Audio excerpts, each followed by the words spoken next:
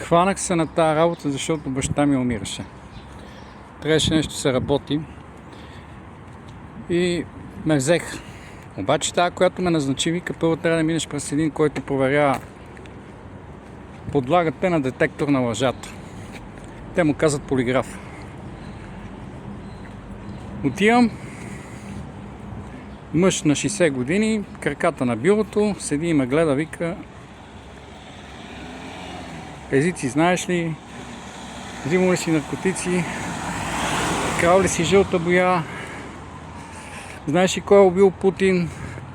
Той знаеше. Пълни тъпотии. Обаче шефовете искат непорочни служители.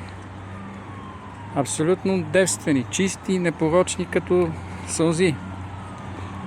Бизнесът хазартен. И 2 часа ме изследва. Номера е, вика, да разбера дали лъжеш преди да те сложа на машинката. Накрая ме пусна. Каза, че ставам. Само да не съм пишал стихотворения. Тая история съм разказал в предишната си книга.